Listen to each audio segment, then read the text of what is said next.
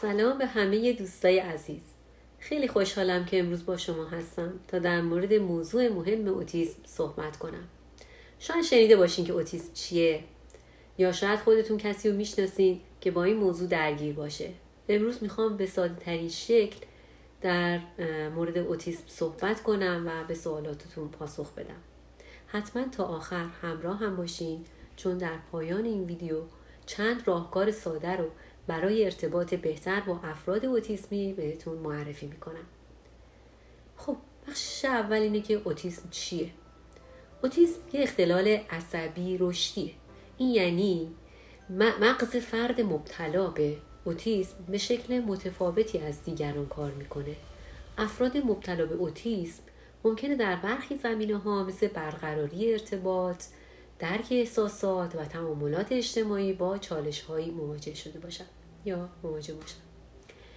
فرض کنید که مغز مثل یک کامپیوتره، اما کامپیوتر افراد اوتیسمی به شکل متفاوتی برنامه‌ریزی شده. اونا اطلاعات رو به شیوه دیگه‌ای نگاه میکنن و ممکنه درک چیزایی که برای دیگران ساده است برای اون افراد دشوار باشه.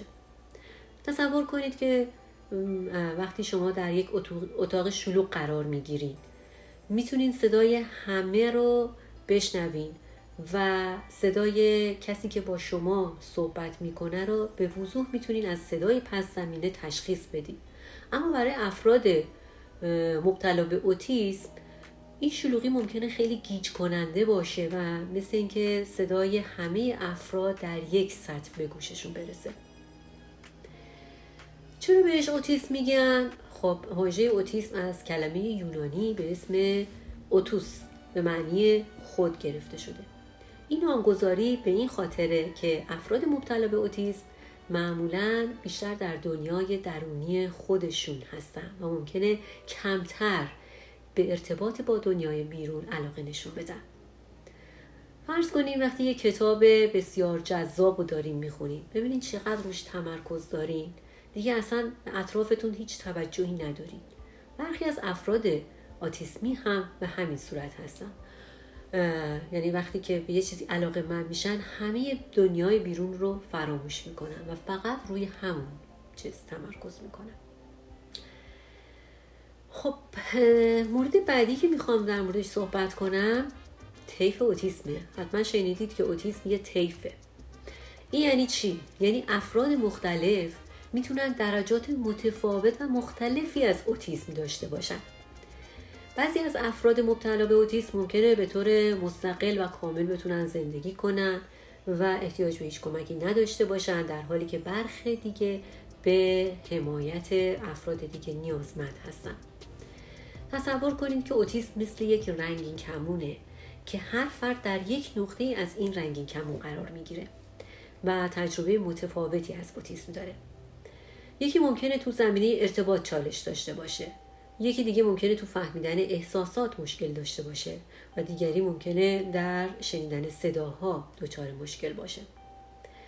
برخی کودکان اوتیسمی البته به طور شگفت‌انگیزی در حل معماهای پیچیده یا نواختن موسیقی بسیار مهارت دارن و این نشون میده که مغزشون به شکل خاص کار میکنه، یعنی مغز متفاوتی دارن.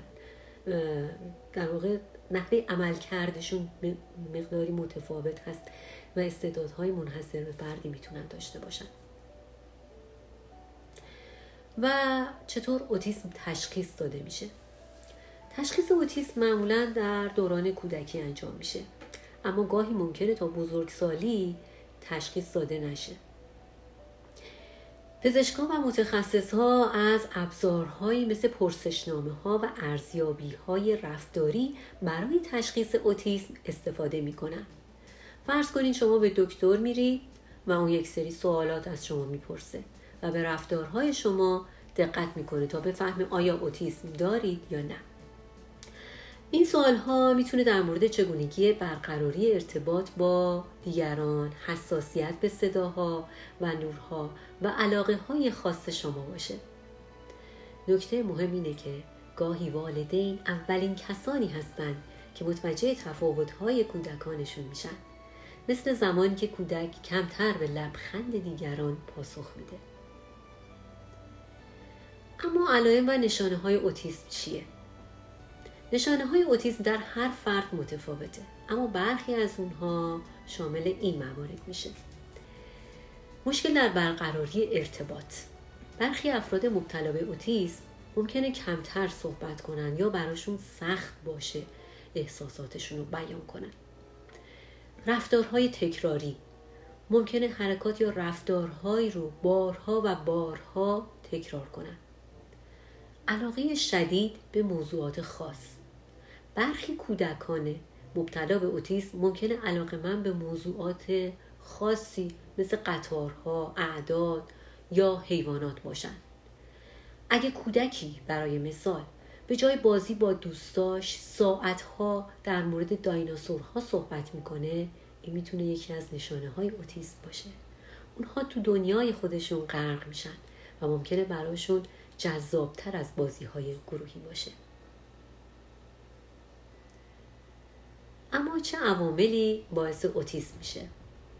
هنوز به طور دقیق نمیدونیم چه عواملی باعث اوتیسم میشه، اما محققا معتقدن که ترکیبی از ژنتیک و محیط میتونه نقش داشته باشه و البته در این مورد توی ویدیوهای بعدی بیشتر صحبت میکنم.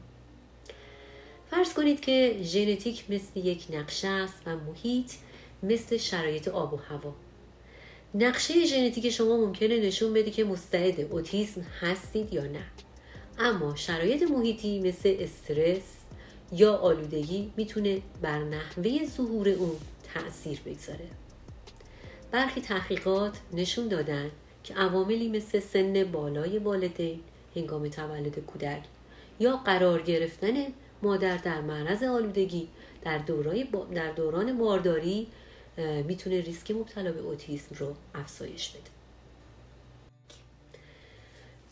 چطوری میشه به افراد اوتیسمی کمک کرد؟ حمایت از افراد مبتلا به اوتیسم بسیار مهمه.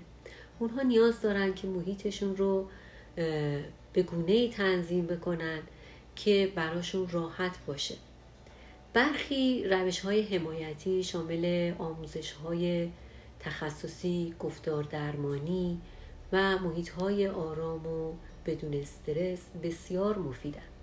تصور کنین که شما به یک مکان شلوغ رفتین و صدای بلند موسیقی در حال پخشه. برای بسیاری از افراد اوتیسمی چنین محیطی میتونه بسیار استرس‌زا باشه و به همین دلیل محیط‌های آرامتر براشون مناسب تره. یک راه ساده برای کمک به افراد اوتیسمی اینه که به اونها فرصت بدین تا در مورد علاقه هاشون صحبت کنن. این کار به اونها احساس پذیرش و راحتی میتونه بده. اما زندگی با اوتیسم چطوری باید باشه؟ زندگی با اوتیسم چالش هایی داره، اما به این معنا نیست که افراد اوتیسمی نمیتونن شاد باشن یا به موفقیت برسن. با حمایت و درک اطرافیان اونها میتونن زندگی خوب و موفقی داشته باشن. افراد اوتیسمی میتونن هنرمندان، نویسندگان و دانشمندان بزرگی باشن، مثل تمپل گراندین که متخصص رفتار حیواناته و با وجود اوتیسم به یکی از بزرگترین کارشناسان توی این زمینه تبدیل شده. خب دوستان عزیز، امروز سعی کردم به زبان ساده و خیلی مختصر و کوتاه اوتیسم رو توضیح بدم و از سوالاتی که ممکنه تو ذهنتون ایجاد شده باشه پاسخ بدم. امیدوارم که این ویدیو برای شما مفید بوده باشه. اگر سوال دیگه ای دارید حتما در قسمت نظرات برام بنویسید. ممنونم که تا اینجا با من همراه بودید و فراموش نکنید که برای دیدن ویدیوهای بیشتر کانال ما رو دنبال کنید. یادتون نره که با حمایت و درک میتونیم دنیای زیبا و زیباتر برای همه افراد از جمله عزیزان اوتیسمی بسازیم.